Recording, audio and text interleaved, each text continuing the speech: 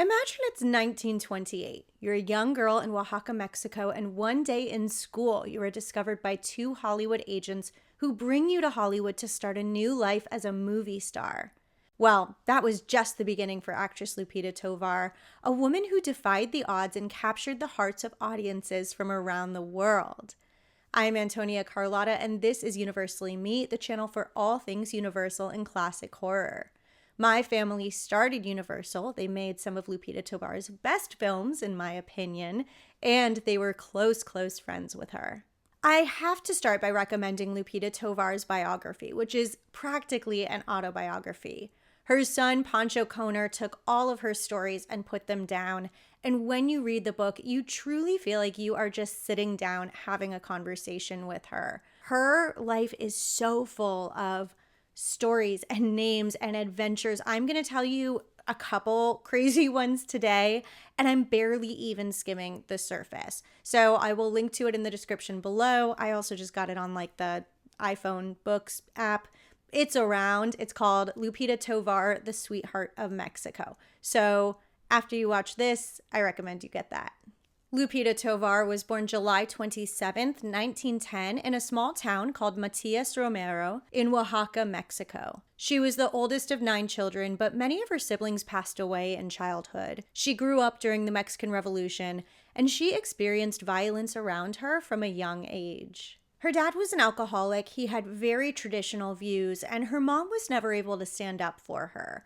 And from a really young age, Lupita Tovar could feel herself trying to break free from the repressive environment she was being raised in. As luck would have it, in 1928, a representative from Fox came to Lupita Tovar's school scouting for talent, and they discovered her in a dance class. She took a screen test. She was actually one of like thousands of people who interviewed. 65 of them got screen tests as like part of competition, and Lupita Tovar won first place. So she now had a contract with Fox. And I should back up and say that 1928 was that fascinating time in film history when sound films had just been introduced and studios were trying to figure out what to do about them. When silent movies had been the norm, it was really easy to kind of adjust them and market them abroad. All you had to change were a few title cards. But now with sound, it wasn't so easy. Not all theaters were equipped for sound, and then obviously internationally, much harder to change and market and have foreign audiences understand.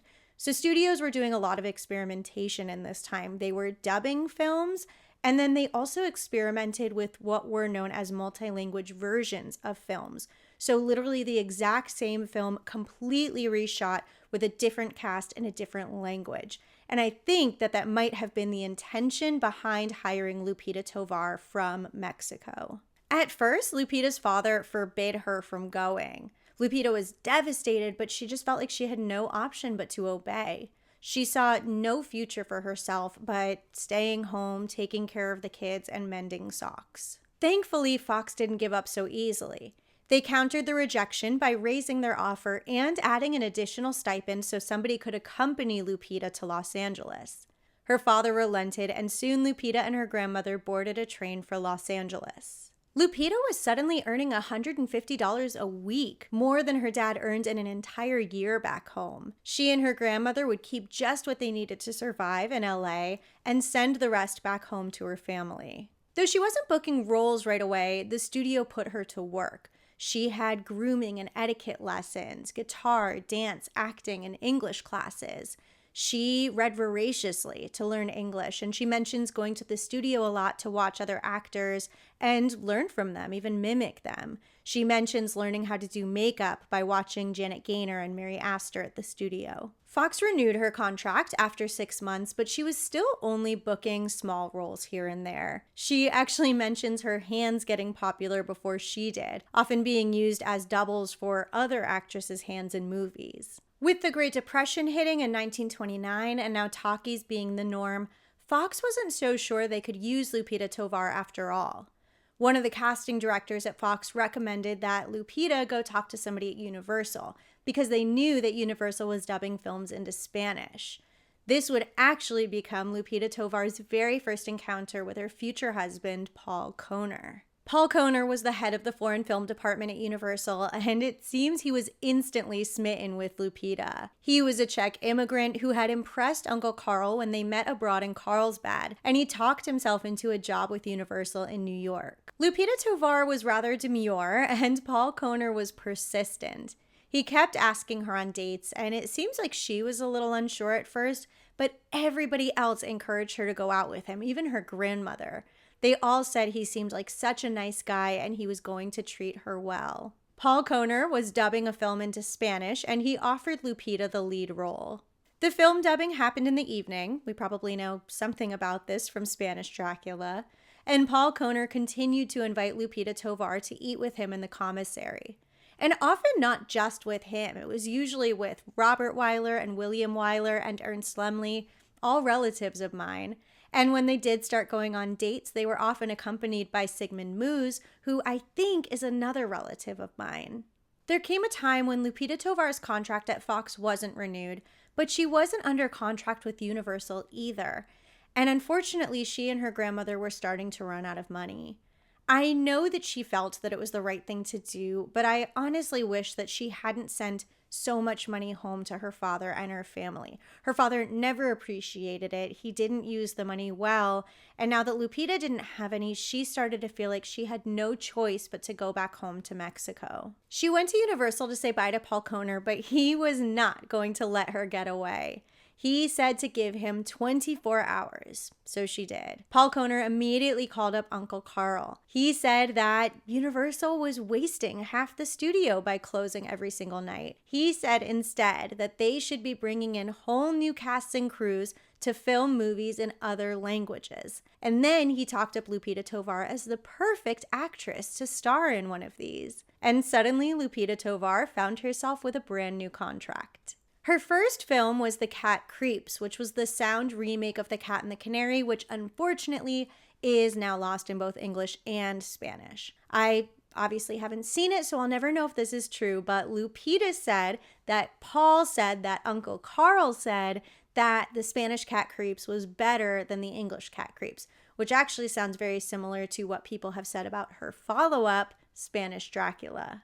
The Cat Creeps was a fantastic hit, and it made Lupita Tovar something of an instant celebrity. Since I've made entire videos about Spanish Dracula, I won't go too deep into it here, but as I mentioned, it's one of the most famous Spanish language versions of a film of all time, and many people do consider it the stronger version of Dracula. Since the cast was coming in at night after Bela Lugosi, Todd Browning, and the English language cast had left for the day, many of them had the benefits of watching the dailies and then improving on that. It resulted in a film that is often a lot more dynamic with really great atmosphere. Compared to Helen Chandler's Mina in Dracula, Lupita Tovar as Eva was actually quite different. She didn't get to see the dailies, so she didn't have a character to mimic or work from. When she finally saw the English version of Dracula, she realized her interpretation was more expressive and her costumes were more risque. Spanish Dracula was lost for many years, which resulted in the film and even Lupita Tovar being forgotten for a while.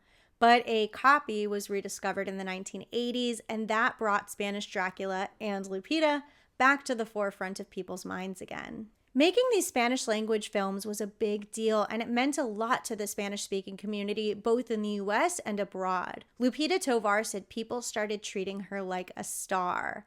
After filming a few English language westerns, she starred in 1932 in Santa, a film that solidified her star status in Mexico. Directed by Antonio Moreno, Santa is about a young woman who, after being betrayed by the man she loves, works in a brothel in Mexico City. Lupita Tovar couldn't even walk down the street in Mexico after Santa came out. People would tear at her dress as souvenirs. The Mexican government even made a postage stamp with Lupita Tovar as Santa. In her personal life, Lupita faced a little bit of a setback as Paul Kohner went back to Europe to take care of his sick father and then to work on a film over there. Lupita was heartbroken until Paul one day called her up and proposed to her over the phone.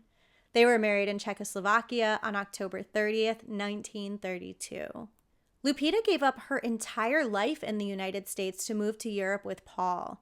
And I would say she took a huge leap of faith and handled it with so much grace. She was really eager to learn German, to get to know his family and his friends. She felt that for 1 year after she went, life was a dream. But that really quickly shifted when the Nazis gained power in 1933. Lupita was raised Catholic, but her new husband, Paul Kohner, was Jewish, and proudly so. Now Germany, where they were living, was under Hitler's rule, and Jewish businesses were being boycotted, and Paul Kohner felt a certain security for a while since he held an American passport, but things were still tense. There were marches, book burnings, anti-Semitic flags flying. On more than one occasion, Lupita Tovar lost a job or even had to go to the police station for living with a Jew. Under new laws that were instated, Carl Laemmle, a Jew himself, he wasn't allowed to own Universal Pictures abroad, and one by one, every person from the office moved out except Paul and Lupita. Again, because Paul Kohner thought his American passport would protect him, and because Lupita Tovar wasn't Jewish, they kind of started using this to their advantage. They would often travel out of Germany into London or Paris or Czechoslovakia, and each time they started smuggling out money or valuables belonging to Jews to help protect them. Lupita would hide things in her suitcase, in her makeup jars, even in a ball of yarn. And she knew that she was doing something important, but she also kind of found it mischievous and fun. That's one of the things that I love about Lupita Tovar, both on screen and in real life, is she was kind of spicy. She was open and expressive. She was never afraid to speak her mind. She had a really strong sense of right and wrong. And she and Paul Kohner continued bringing items out of Germany to keep them safe all the way until they were caught and arrested one day on the way to Czechoslovakia. And Lupita Tovar is pretty sure that somebody betrayed them. There were other times in Germany, even in Paris, when Lupita Tovar would feel unsafe and have to hide or sneak out of an event. Paul Kohner didn't want to leave Europe. He had made such a name for himself out of there. He felt really important. I think he kind of didn't want to see the danger in front of them. But Lupita Tovar, she could see the danger they were facing. And even if they were going to have to start over in some ways in the United States, she knew that's what they should do. So in 1935, they boarded a ship back to America.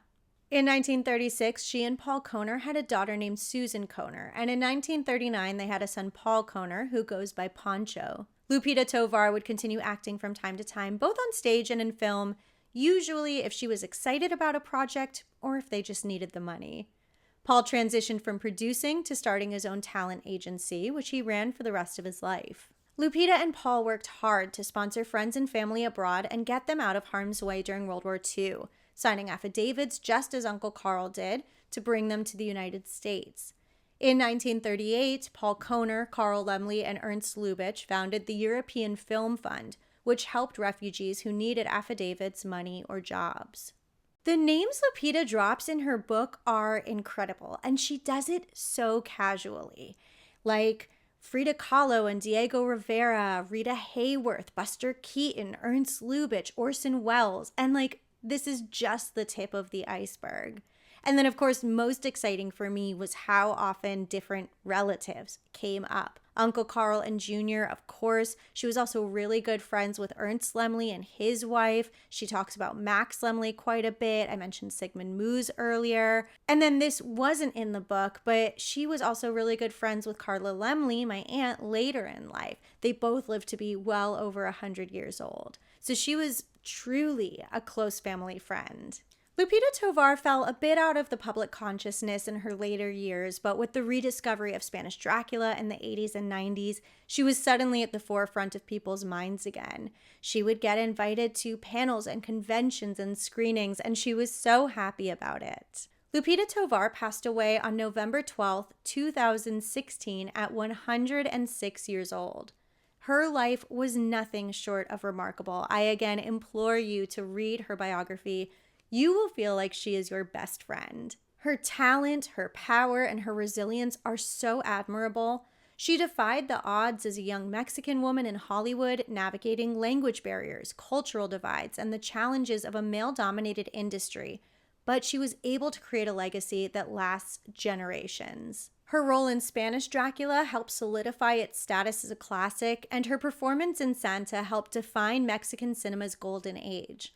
And of course, off-screen, her story is just as inspiring. If you like these old Hollywood deep dives, don't forget to like and subscribe. Don't forget, if you join with a paid YouTube membership, you get bonus videos, podcasts, rare old Hollywood photos, and more. And it's a really great way to show your support for my work. Thank you so much for watching. Bye.